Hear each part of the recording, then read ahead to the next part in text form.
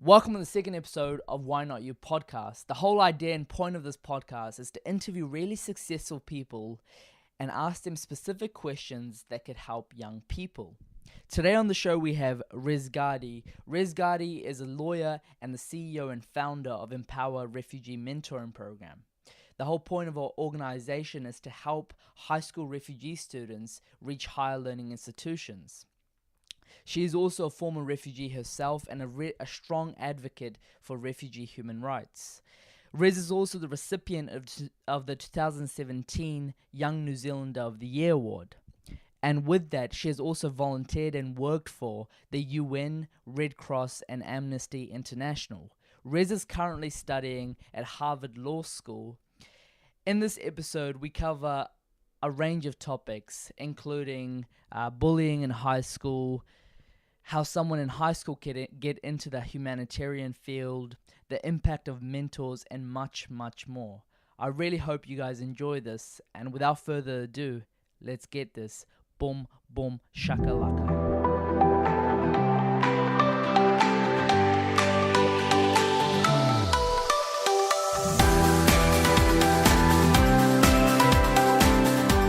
So thank you for agreeing. I'm real inspired.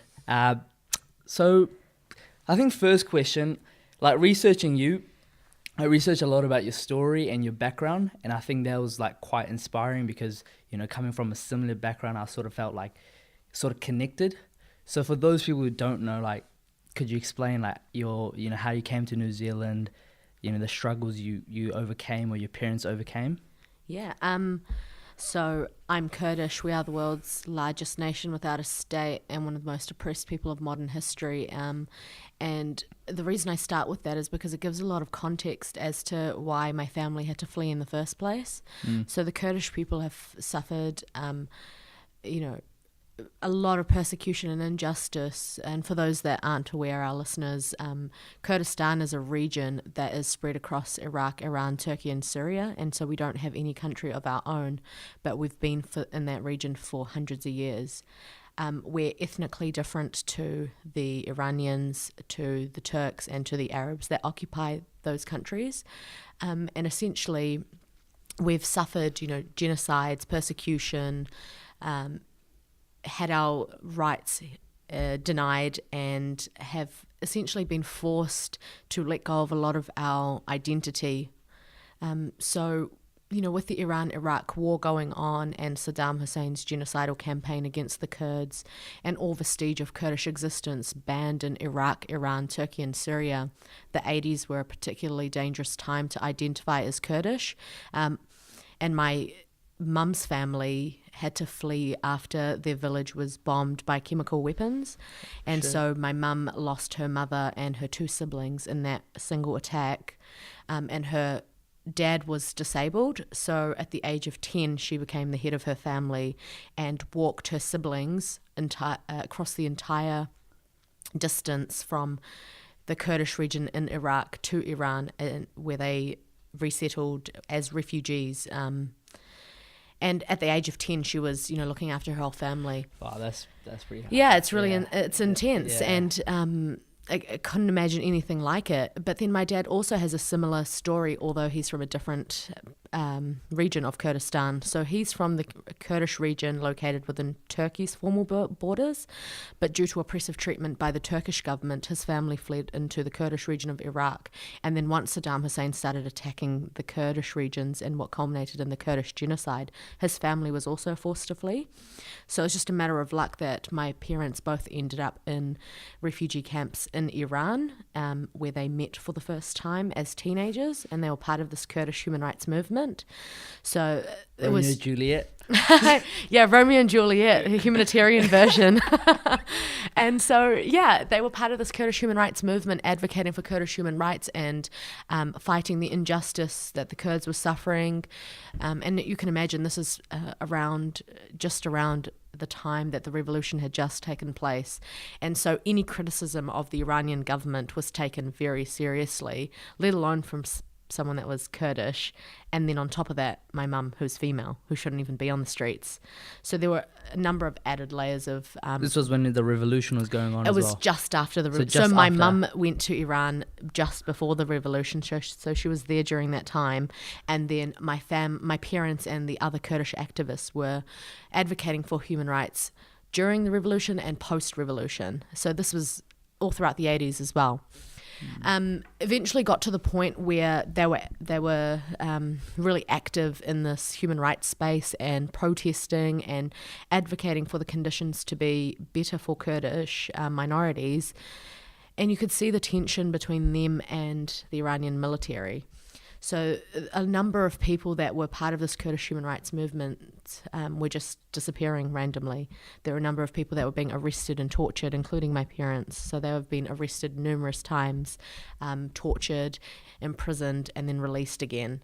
They have crazy stories about the times that they advocated for, were protesting and advocating for human rights, and then were followed by military officers and then had to come up with some sort of alibi. So my mum tells me about the times she swallowed like whole letters to hide evidence of the meetings they were having. She'd go to the hospital and get injections for things she didn't have, just to have some sort of alibi when she was being followed by the military. So yeah, to cut a really, really long story short, it became very dangerous for them as human rights activists to remain in Iran. And so they knew that they had to flee, especially at this point, because they had a baby. He's not my baby, he's my older brother, but he was a baby at that point, and my sister, who was a toddler. And so they made the decision to flee, and that's how they found themselves in the back of cargo trucks in the middle of the night one night, illegally crossing the border between Iran and Pakistan because of the United Nations presence in Pakistan. And when they arrived in Pakistan, they were granted instant asylum because of their dangerous situations. They were told it would be 6 months before they were resettled. It was 9 years. So my family was in Pakistan for 9 years. Then I came along, and I was born in a refugee camp in Pakistan and experienced, all those images we see in the media of the refugee camps, the unpredictability of life, not knowing where or when you're going next, not having proper access to basic rights like food, shelter, water, let alone education, the endless mass protests. We used to protest literally day after day for the camp conditions to be better, and seeing peaceful protesters being abused, all that kind of thing that is, what we see in the media about refugee camps, very typical at that time. And after my family was in Pakistan for 9 years, we finally received the news that we were being resettled somewhere, and we had no idea where it was. We were just told, you will be resettling to New Zealand, a city in Australia. That's what we were told. Jeez. Yeah, so that's how we found ourselves here in New Zealand. Okay. How did you find that resettlement in New Zealand? Like, how was it? Yeah, so when we arrived in New Zealand, it was 1998. So the resettlement program run by Red Cross didn't exist at that time. And really, it was up to individual people and communities to help other refugee families to resettle. There was no formal program mandated by the government, to the extent that exists now. So my family did find it really tough, and we were amongst some of the first Kurdish families to arrive in New Zealand. So there wasn't already an established community, and that was very difficult. We'd gone from being surrounded by people all the time in Pakistan, whether it was the refugee camp or after the refugee camps, we were in apartment-style blocks, but we were always living with people and were around people. So then to come from that environment to New Zealand, where you have your own house and you live alone, was very isolating. And of course, the system's completely different. So my parents had no idea where to start. School was completely different. And so we struggled a lot to fit in and figure out what we were doing. And it was just kind of with support of the Kurdish families that had arrived a couple of years before us that were able to settle in. Like, while researching you, I think one of the things I found really, really interesting is, sort of fitting into New Zealand society, or especially after 9/11, because you said that after 9/11 happened, everyone sort of thought of you as that terrorist coming from that region, therefore that makes you sort of a terrorist. I think how you responded from what the interviews you've done before was really, really interesting. Could you sort of elaborate more on that? Yeah. So I felt like overnight my life changed after 9/11. Before that, I felt, I fit in. I was fine with my peers. No one really, well, obviously I looked different, but no one really cared. But after 9/11, my peers started treating me really differently, started pointing out that I looked so different, questioning where I was from, and calling me a terrorist, making ridiculous jokes like that, which were really hurtful. Hurtful just because they're nasty things to say, but more hurtful to me in particular because I prided myself on the fact that my family were from a long line of human rights activists and that my family had always fought dictator regimes and terrorists, and now as a victim of terrorism to be conflated with a terrorist was particularly hurtful. To be honest, at that age, I struggled a lot with my identity. I was 10 years old when 9/11 happened, and it was hard enough to understand why I was born stateless and as a refugee, let alone trying to explain that to my peers. And I felt like no one would listen. So understood like where you're coming from. Exactly. So it was really hard to explain where I was from, because the minute you start explaining where Kurdistan is, people would be like, oh, Kurdistan, Afghanistan, those are all the terrorist places, all the places with stans. And then you'd start trying to explain where it is, and you'd have to say, oh, it's near Iraq, Iran, Turkey, and Syria. And they're like, Iraq, Iran, all of a sudden these names that have been in the media as places where terrorists are from. And so it was really tough as a kid to try explain that. And so I dealt with it the only way I knew how, by completely denying it. So I went the opposite direction and denied completely about being from somewhere different. I tried to fit in and be as Kiwi as possible. I made up that I had never ever lived anywhere else, that I was born in New Zealand, that I had never been to any other countries or spoke any other languages. I even went to the extent of telling my parents to pick me up a little bit further away from school because I didn't want anyone to hear us speaking a different language. So I just wanted to fit in. And inevitably people would say, well, yeah, you have a really Kiwi accent, but you don't look Kiwi. The question that is so loaded, where are you actually Really from? Yeah. That question that to this day haunts me. And I would just say guess. And whatever they came up with, I'd be like, oh my God, how did you guess? Yeah, that's where I'm from. Yeah. So I had ridiculous, places that I would just say yes to, places that were completely different to where I'm really from. Places like Brazil, Arab, Persian, Greek, Macedonian, Maori, Indian, literally anything that they thought of, I'd be like, yeah, that's where I'm from. And I guess it was just a way to deal with it and not wanting to be different. Yeah. I guess it was similar for me. My mom used to wear a headscarf. Yeah. And, when I was in primary or even in intermediate, I used to tell her to, because we used to live near the school, I used to tell her to pick me up about 200 meters away from my school because I don't want to be that different dude. Everyone, when your mum walks in and she's wearing a headscarf, everyone's like, oh, that guy, headscarves are from where Muslims are. Yeah. Muslims are terrorists. Yeah. And you just didn't want to be associated with that, because I know my family, sort of similar to yours, had to flee the terrorists there because they were also persecuted. And to be compared to that, it's you just don't even want to talk about it. Yeah. Because it's such a hard thing, really. It is, and especially at a young age, how do you get people to understand that, hey, no, I'm not the bad guy here. My people suffered at the hands of these people. How can you now compare me to them? But it's really difficult to explain. I totally agree where you come from. I mean, my parents looked identifiably different. They look foreign, and they had broken English, so as soon as they'd come near the school, I'd be really embarrassed. What if people talk to them and they realise that we're not from New Zealand? Yeah. How did you actually deal with the bullies? Because it's I think many people that are going through high school, a lot of them do sort of suffer through this, bullies. Maybe it's for different reasons, but a lot of them are going home, looking in the mirror and what makes me different, for people treat me different. And I think it's really hard because even my peers and teens, we all get that cockiness vibe where we think we're better than other people and we sort of throw shade or anything. How did you sort of deal with that? Yeah, so I think it's difficult because ironically I was like in the popular group and one of the cool kids at school, yet I was being bullied by the same people that were in my crowd. So I almost feel like I made it harder for myself because I was more noticeable. And at some points at school, I would feel like maybe if I kept my head down and wasn't, involved, then no one would notice me and no one would bully me. But when you've put yourself out into onto the stage, essentially, like if you're doing leadership activities, if you're participating in sports and events, then you're more noticeable.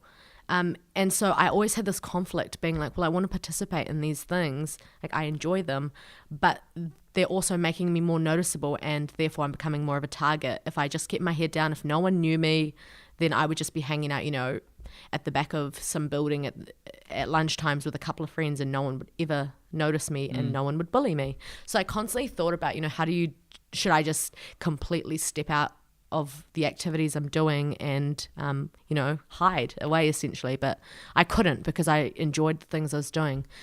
So I remember finding it really tough because the same people that were supposed to be my friends were the main perpetrators of these, racist and horrible treatment.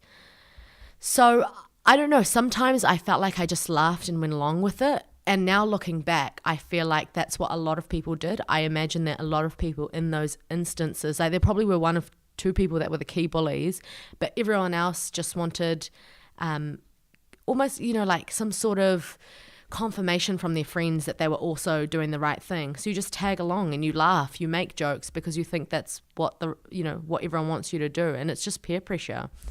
And so I didn't deal with it very well. I would act very strong in front of it and act like it didn't faze me. I would pretend to my parents and family and friends that I was fine. I never indicated it in that kind of place, but internally I was suffering and I was really upset about this bullying. But, so I wouldn't say I dealt with it. I actually just suppressed it. That's how I got through it, which I definitely would not recommend. But as you grow up, you realize that the kind of people that also bully, there's on the one hand, the type of people that are suffering themselves. They're going through something either at home or with their own personal lives that then leads them to bully others, or they're just simply following what they think is cool or what they think they should be doing, even though they don't necessarily believe it. So there's those two types of bullies, I think. Yeah, I don't know. It's it's a big problem, especially like in secondary school. Like I know I've been both the bully and the bullied. Yeah. I'm not proud that I've been bullied, but I think carrying from what you said, you often bully because you think it's the funny thing or the cool thing to do, which is like, to be honest, anyone who's listening, and if you think that's the cool thing to do, it's like, that's just dumb. Yeah. Straight up. But, researching you again, it's like you sort of changed, you sort of used your background as your purpose to even do better. Could you explain, what drove you to go through law and what is the power of education in your words? Yeah, so I do think for me there was a particular event that I could look back at and say that's when I decided, which may not be the case for a lot of people. But for me, it was the first time that I went to Kurdistan. I met my grandparents, my aunties and uncles, my cousins for the first time. I was very, very interested and mesmerized by Kurdish culture and my history, so I just wanted to find out more. But more importantly, I was exposed to a completely different world. I saw my cousins who were the same age as me and how different their lives were to mine, the kind of responsibilities they had. When I visited Kurdistan, I was 13, turning 14. Yeah. Some of my cousins were married at that age. They were looking after an entire family. They were cooking and cleaning. They were farming in the villages. They were, just had immense responsibility that I could not imagine. Back home in New Zealand as a 13, 14-year-old, I'd be going to school, hanging out with my friends, playing netball on the weekend. And so I was shocked about how different their lives were. And also the fact that some of them dreamt of going to school but simply did not have a school to go to. At that point, Kurdistan had just was recovering from the conflict that was going on with the fall of Saddam Hussein and the war in Iraq. And so the Kurdish regions were still also recovering.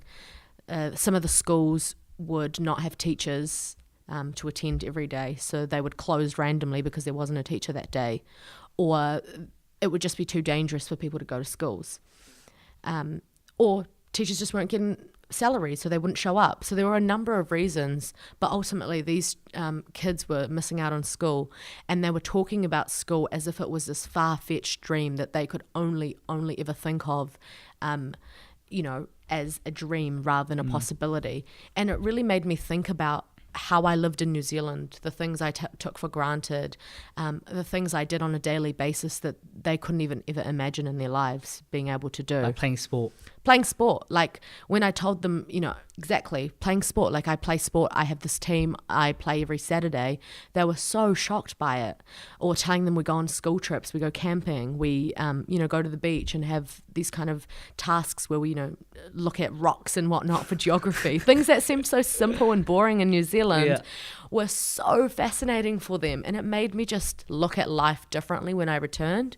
It wasn't like, I'm not going to lie and be like this, it was this instant transformation, but it was a slow process. Like I didn't come back to New Zealand all of a sudden and be like, I'm Kurdish, everyone, I'm ready to claim my identity. But it was this like starting to think of everything differently and noticing more about my life than I'd previously noticed. So like, how was you going to law? Because you did say you're the first person in your whole family to graduate. Yeah. How was that experience? Because I think it'll be quite difficult. Yeah. So I think with law, there was always a kind of, I was always kind of intrigued by it because my parents were human rights activists. So they're always active in this human rights space. And while they weren't lawyers, they still did a lot of things that you typically think of lawyers doing, advocating, fighting for rights, those kind of things.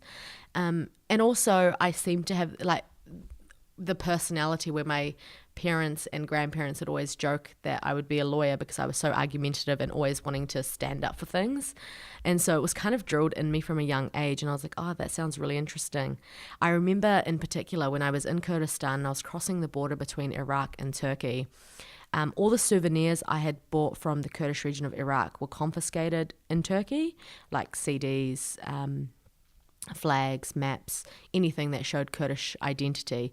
And I remember being so angry about it and so confused, thinking this is, so unfair. I need to know why this is happening, but not being given any adequate response to it. So it was these kind of events that made me think about the denial of people's rights, the lack of justice in some parts of the world, and thinking about me wanting to continue the work that my parents had done, but in a different way, in my own way. And so that's what really led me to law.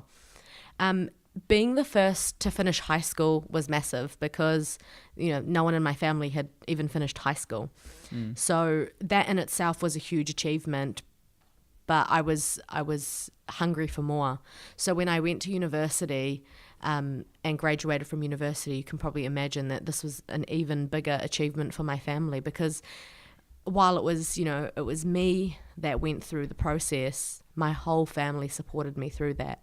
And so that day that I graduated, it was everyone's achievement. It wasn't just mine. It was my entire family's, not just my family here in New Zealand, but also in Kurdistan. So everyone felt like they had achieved something. So yeah, it was immensely emotional. Yeah, that's quite powerful. Like, what education can do for someone's life. Yeah. Because, the difference between maybe you and like 60 million other refugees is because you live in New Zealand, you've got this opportunity, Absolutely. whereas they don't. Yeah. And I think that's like, for people that are listening, I think that's incredible. Even for just being human in New Zealand, you Yeah. can still connect with other human beings, maybe in Afghanistan or, all those other, like the Congo refugee countries. Yeah. It's really quite powerful. It is, and especially when you consider the number of refugees around the world that will never get resettled.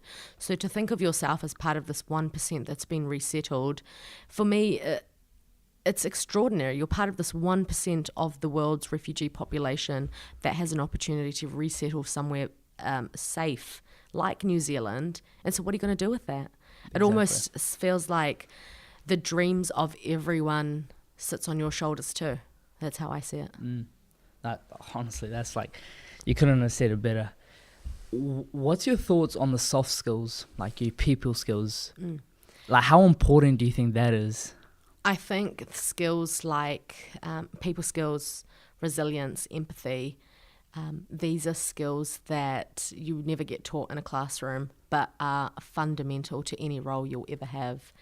I think for me, people skills have probably been one of my best tools. I've been able to connect with people from all around the world, regardless of what religion, culture, nationality, ethnicity, language, whatever difference they have. I've been able to connect, and that's because there are some skills that you just simply, it's got nothing to do with where you're from or what language you speak in, as long as you can connect on that deep level and have something in common that's beyond just words. And I think it's really hard to explain, but when you have a connection with someone and you know that it's on that empathetic level, it just connects instantly. How could someone develop that? I think the key thing is stop hanging out with people that look like you and act like you. So having a broad range of friends and colleagues in all different walks of life. So of course, we tend to hang out with people that have very similar interests, but we need to challenge ourselves to step beyond our comfort zones, to get to know people from very different communities that you would otherwise never come across. And the way you do that is by putting yourself outside of your comfort zone, doing things that you wouldn't ordinarily do. So whether that be in the work environment, whether that's at school, joining groups that you may not be typically lured into, or sports that you may not typically be involved in, but just things that test you and put you outside your comfort zone so you can be exposed to people that have a very different worldview. Because it's easier to sit around with people that all have the same view and talk about things that you all agree on. But put yourself in a situation where you're talking to someone that has the complete different worldview, and you don't have to agree with them, but just try and understand where they're coming from.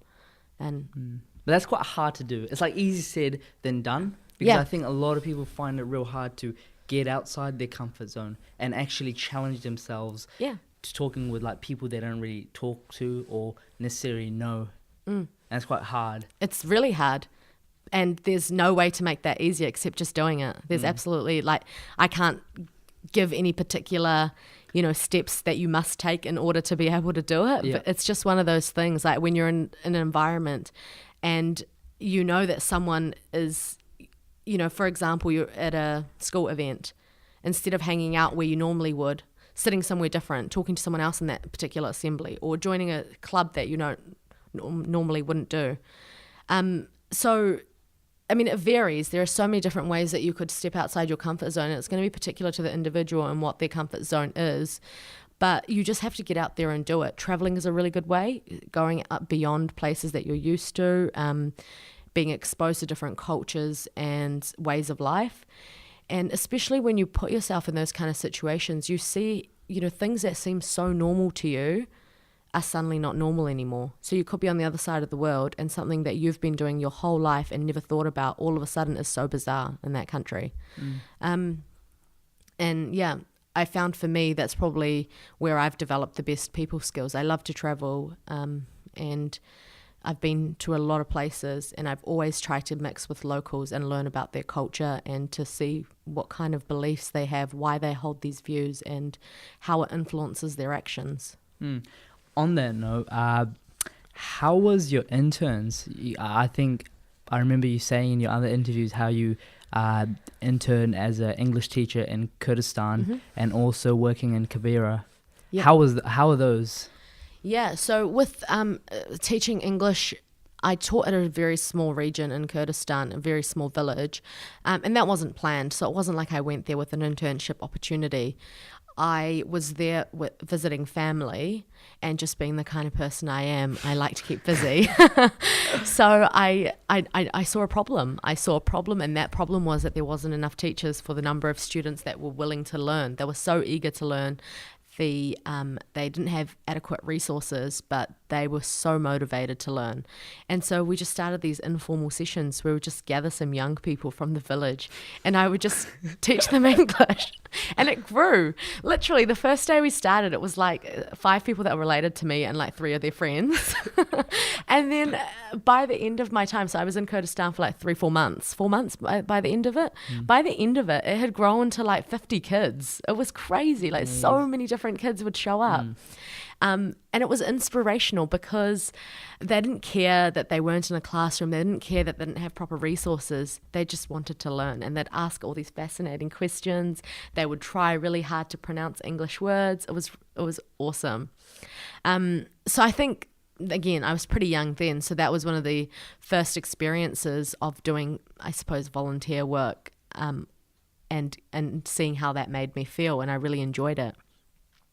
So the next couple of internships I did was the United Nations one in Kenya, where I worked in the housing and slum upgrading branch, and in particular I worked on projects in Kibera, which is the world's largest slum. So when I applied for the United Nations, I got offered a number of internships. A few were in Western countries. So one was in Austria, one was in Geneva in Switzerland, and one was in Kenya. And I purposely selected Kenya because I thought this is going to be the most different to my normal everyday life. I live in New Zealand, it's very Western. If I go to Austria or Switzerland, the language is going to be different. There will be differences in culture, but not as different as Kenya would be. And so I specifically set out to challenge myself and put myself outside of my comfort zone. My parents weren't happy with that because they were like, why don't you just go somewhere safe like Geneva? It's so dangerous in Kenya, especially because this was straight after the Westgate Mall shootings, if you remember Nairobi, Kenya. So the political climate, was very unstable. There was... especially for women as well. Especially for a woman, and woman who is visibly different in that population. You stand out. And also the security threats, the security threats posed by terrorism at that time was severe. And I remember even when I was there were terrorist attacks often. There were bombs, grenades thrown into bars. So it was a pretty dangerous time to be there, but ultimately I chose Kenya because I wanted to have a real experience of working with people from parts of the world that had suffered in silence for too long, and people in parts of the world where justice and equality were really foreign concepts. They weren't, and that was going to be very different if I'd ended up in Geneva, my experience. So it was really, really life-changing, and the projects I worked on made a real impact to the people that lived in those slums. So I feel pretty proud to have done that. Do you have any specific stories that really touched you? So this one project that I was working on in Kibera was a slum upgrade project, and so my job as working in the legal human rights team was to review projects and to assure compliance with human rights standards. And upon reviewing a particular proposal, I found what I thought to be a human rights violation. But being the youngest, most junior person in the team, I felt pretty uncomfortable raising it. I figured, I made up all these excuses about why I probably was wrong, not enough experience, too young, not smart enough, just all these excuses about why I was wrong. In the end, I talked about it with my supervisor, and I said to her that I thought that the placement of the toilets were a human rights violation. And most of our listeners might be wondering, why is the placement of a toilet a human rights violation? But in these slums, it's a critical issue, because where you place the toilets in relation to where the women sleep at night dictates whether they're able to safely go toilet without risk of physical and sexual abuse on their walk there. And so when I advised on this particular project, it was just work. But when I visited Kibera, I saw the toilets, But more importantly, I saw the women who could use them safely. And it just put into perspective, this one project that was just me reviewing it on a computer, the impact of that and how far-fetching that is. So me just making some edits on a document, making some recommendations, then translated into this entire project where toilets were placed in a certain part of the slum, and then all these hundreds of women that I saw personally, and then it was kind of all just playing in my head, like, these are the women that can use these toilets, like, it's real, it's not just something you're reviewing in a document. So that was a particular example that I felt really touched by, and I always think about, especially when young people ask me, how can you even make a difference? The world's problems are too big. Yeah, a lot of people do ask that. Yeah, and I think that's my example for it, because I was doing something very small, something that a lot of people could have done, just reviewing a document. That was my job too. I wasn't doing anything extra or special. But when you think about the effect the small action has on others, the ripple effect it has on their lives. Yeah, you talk about like making ripples to change the world. Yeah. And that's what I mean, because as one person, it can seem overwhelming, because there are so many problems in the world. There are so many issues in the world, and there are so many things that we may be passionate about and want to make a difference on, but we just simply don't know where to start. And my advice to anyone who wants to make a difference but is feeling overwhelmed by how big the world's problems are and where they can possibly make a difference, I would say it's starting small. You could do something small every day in everything that you do, and eventually that has ripple effects on other people's lives. So you may not even know, but you may have already done something that then went on to affect someone else's, life. And at times you don't even know that you're making this impact, but it's small things all the time that create these waves for people. Yeah, that's quite powerful. I think, like, for our community, we started these English night classes for refugee adults, and the first time we went there, these guys, adults, they came to the class. Some of them are 65, 35, 45 years old, and these guys are really old, but they're so keen to learn, and you just see the excitement in their eyes, and you're just like, this is real cool. And like, I think, what your actions can do for other people, it just gives you that genuine fulfillment feeling that you could actually make an impact. Although it's not a large scale, but you could actually improve even if it's one person's life. I think that's quite meaningful. And small ripples will end up being massive eventually. You don't have to see like a massive change instantly or the impact instantly. It's small things that I think eventually get there. Like the pieces of the puzzle may be very small, but when you put them all together, the bigger picture is extraordinary. And that's how I view just making a difference. I don't think any one person alone is capable of changing the world, but it's small things you do. You may influence someone else to do it too, and then all of a sudden there are now 2 of you doing small things, and then 3 of you doing small things, and then those small things become huge things. So yeah, I'm very optimistic about people being able to make a difference in that way. That's quite cool. How does someone have those experiences you've had, like with the UN or going to a different country? How does, I think that's real powerful for people to actually go and see that.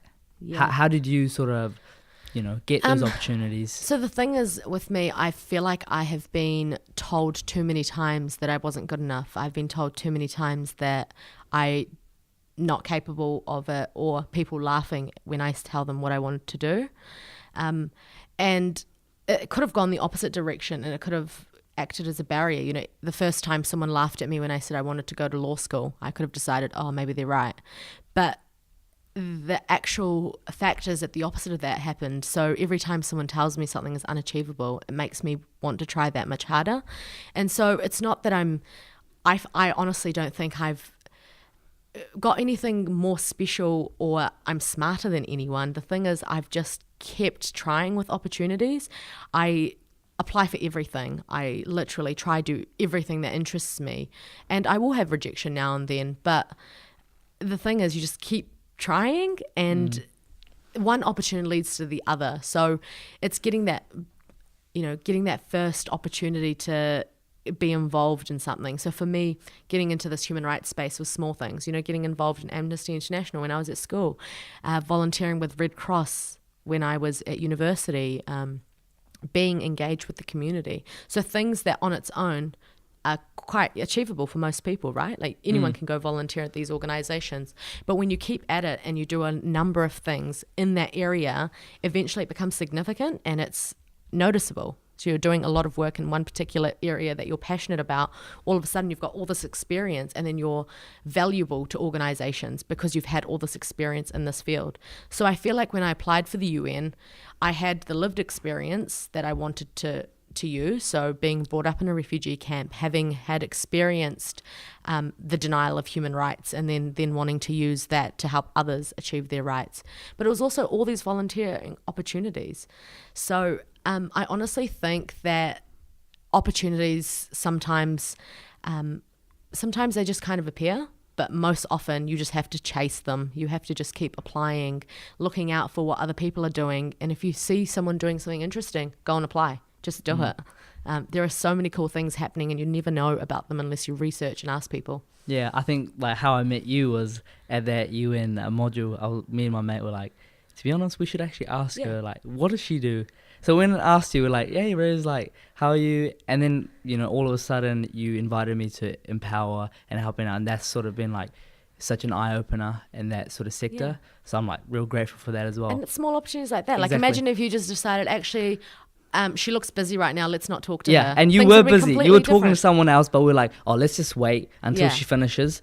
Like, I was actually pretty nervous. I was like, oh, mate, what if she says no? What if she says, oh, like, I'm busy? Yeah. But it was like quite cool. And that's a good example. Like, you just have to do it. Yeah. Sometimes it's just one conversation that leads to an opportunity, and then that leads to something else. How important do you think are teachers and mentors? I honestly think teachers are, phenomenal in terms of the influence they can have in a young person's life. Unfortunately, they're undervalued, underappreciated, 100%. And underpaid. 100%. So you can see sometimes teachers, and I don't blame them, there will be some teachers that just can't push anymore because they're just not getting valued enough. I've seen both sides. I've had teachers that literally have shut me down and did not believe that I had any potential. And then I've had the extreme opposite, where I've had teachers realize I had potential before I even realized. So when I was not caring about doing things at school, or when I was indifferent or apathetic to studying, I've had teachers that say, you can, do amazing things. You should try harder. So I've had both examples, and I can see the influence that having a positive role model, such as a teacher or someone that believes in you, can have. I remember a careers advisor telling me that I probably shouldn't apply to University of Auckland Law School because I probably won't get in because it's probably too hard for me. So it seems crazy now thinking back, but at the time I believed it. I thought, well, this person does this for a living. They would probably know what kind of person gets into law school and what kind of person doesn't. And who am I? Some random girl with no education in her family history. How could I know for sure that I'm going to make it? But luckily I had a teacher who pushed me to the extreme. I had a history teacher, a geo teacher, and then my 2 school deans who just did not give up on me even when I felt like I was giving up on myself. So it's absolutely phenomenal the power that they can have, and I hope that both teachers and students realize how powerful that relationship can be. How does one find a good mentor? Yeah, I think sometimes you end up with a mentor that's informal and you don't actually know that it's you're in a mentoring relationship or someone is mentoring you. My first mentor that I can think about was my school dean. She pushed me and was helping me a lot, and kind of noticed when I was hanging out with people that weren't necessarily the best influence on me, and kind of took me aside and said, Rez, you're so much smarter than this. You should really focus on your studies. And I remember at the time going home and being like to my mum, my teacher won't leave me alone. I don't know why she's so mean to me. But now I can look back and be like, she really cared. So sometimes you don't find mentors in any formal way. They just tend to be people that you run to for advice and that support you and see your potential. And if you're someone that's not realistic for everyone, sometimes you won't have that person just automatically show up in your life, organically, and you do have to look for them. So my my advice would be to surround yourselves with people that you find inspirational and not to be shy about it. So that's what I've done in terms of my career. I've sought out people that I find inspirational in terms of the work they're doing and just approach them. It's scary, and it's sometimes you think, why this person's too busy for me. They're probably going to be like, what do you want from me? But most often people are so even humbled by the fact that you find them inspirational enough to want them to mentor you, that they'd be happy to give you tips. So I think you just need to break the ice and approach people and just say, hey, I think this thing you're doing is amazing and I'd love to get some tips from you. Yeah, like even in my own life, like, if you're listening, Clive Daniels, like he's been like an incredible help. Whenever I'm like sort of unfocused, he tells me, he's like, this is, you told me your dreams, you told me your goals, now it's time to work for it. And that sort of makes you realize that, he believes in me, maybe I could believe in myself now. Yeah. And I think it's quite powerful. You are like so extremely busy, and even tonight doing this interview was like pretty stretch for you.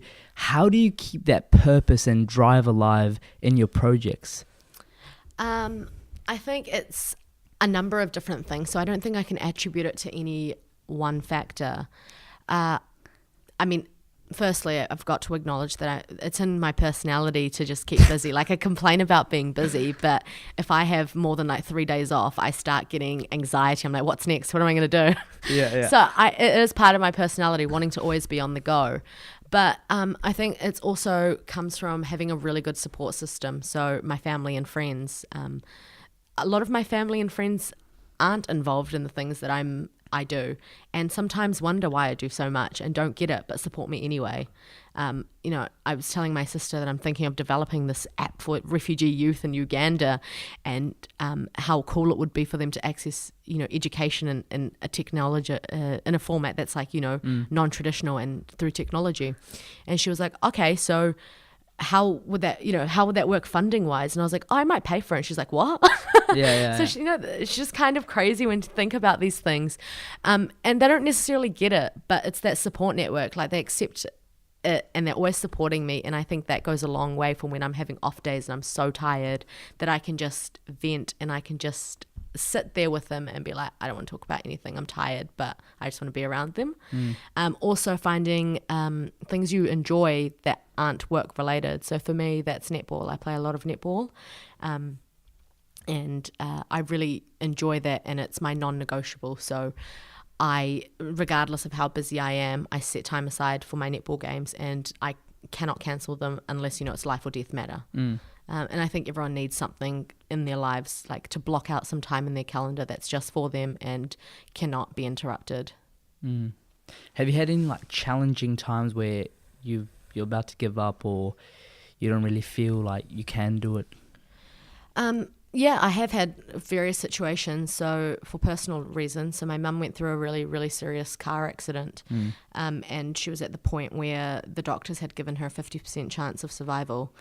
And during that point, I was in my, first year of law school, trying to get into second year of law, and I could not study, I could not focus, I was missing classes, I was missing assignments, and I honestly felt like I'm just going to drop out, like I can't even do this. It was a really tough time for me and for my family, and I remember spending so long at the hospital and not being able to concentrate on anything else. And yeah, I've been through other periods where I've just had no motivation to study. I've just found something too difficult, and I've just not known how to get over it. So it's natural for everyone to go through different phases, where it's for personal reasons or, work related or whatever it is. People go through things, and for me, I honestly think that it's odd, because it's the fact that my mum was in a really bad situation that was demotivating me, but also the fact that she was in a bad situation that was motivating me, because I thought my mum is such a fighter. She just bet the odds of 50% chance of survival. And so I'm going to do everything in my power to make her happy and make her proud. So that was my motivation for me. My mum's been a big motivating factor for me throughout my life, especially given her story. Which is like incredibly inspiring as well. It is, yeah. So she's been that for me. It's tough. I can't really pinpoint any one thing that was the reason I got over it or found the courage to move on. But I just think that I've been raised in such a context where we didn't have an option to think about whether to be strong or to give up. It was like a matter of death or survival. We were always in survival mode, so you just kept fighting for more, and that's been ingrained in me now. Yeah, that's incredible. What advice would you give your 16-year-old self? Firstly, when I was 16, I thought being smart was not cool. So I would definitely say, stop trying so hard to fit in and embrace the reasons you stand out and are different, because at the end of the day, those are your most powerful attributes. The reason you're different, your story, your background, your identity. Everyone has their own story and journey, and that's what makes you stand out, and that's what makes you unique. And that's what's going to drive you when you're in a context where people need different perspectives, people need diversity. So I would definitely give myself that advice. Stop trying so hard to fit in and embrace all your differences, because that's what makes you so strong. Yeah, definitely. What is your favorite book or books, and why? It's interesting. So my favorite book at the moment that I'm reading is A Little Life. It is the most intense book I have ever read. It is about these 5 friends living in New York, and one of them's a lawyer, one of them's an architect, one's an actor, and one's an artist. So without giving too much away, I highly recommend you read it. It's a really dark book, and it's basically surrounds this one character's journey and all the things he goes through. It's very intense and dark. I can't say much more without giving too much away. But it's just such a brilliant read. Definitely check that out. Yeah. When you think of the word successful, who's the person that first comes to mind, and why? The first person that comes to mind for me is Mustafa Barzani. He is, he was, he's a revolutionary Kurdish leader. And the reason I believe he's so successful is because from the day he began his fight for Kurdish rights until the day that he died, he was authentic, he was genuine, he led his people by example. He motivated and empowered people. He wasn't the kind of leader that liked to be on a pedestal. He liked to be on the ground with his people, and found that by motivating and empowering his people, that's the only way that he could excel as a leader. And so I just found his form of leadership so inspiring. He was one of the most, he's one of the most known figures in the Kurdish history, especially for fighting for Kurdish rights. And for me, if I could just have his attribute of authenticity, I think that makes a brilliant leader. And I would love to be the kind of person that could look back at my life and say I remained authentic to my identity, to my values and beliefs, and stood for what I stood for, that entire time. Yeah, that's quite powerful as well. So our last question, what's the impact you want to leave behind? So for me, I think it's probably quite obvious from the kind of things we've been talking about, is making a difference to the lives of people. So people are at the heart of everything I do. And the impact that I'd like to make is being able to make the world a little bit better than I found it. So even being able to change a few people's lives along the way is something that I would deem as successful. And I'd like to be remembered as someone who made a difference, and not for, fame or for money or for any of those things that people crave these days. I'd rather be known for having made a valuable contribution to humanity. That genuine contribution, service. Connected with people. Yeah. And I want people to remember me as someone that they could sit with, have a conversation and connect with. No, that's powerful. Any parting thoughts you want to share with the listeners? I think just looking back at where I started as a young refugee girl in a camp in Pakistan, and arriving in New Zealand with nothing, and the various paths that have gotten me to where I am today, I feel like I couldn't have predicted anything that's happened, and even where I'm about to head off to. It's places that I had never imagined or could imagine back then. And so I suppose what I want to say is not to limit yourselves to what you think you're capable of, because everyone is capable of so much more than they realize. And I think that everyone can, through small actions, be a champion for change. That's powerful. Thank you, Rez, for coming. Thanks so much. Appreciate it. It's been fun. Sweet.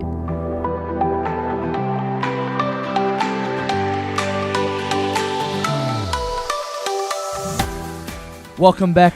I really hope you guys liked that. Let us know what you guys think in the comments below, or DM us privately. If you guys think this could help anyone else, please share it with them. Please spread the message. And without further ado, keep rocking, keep shaking, and goodbye.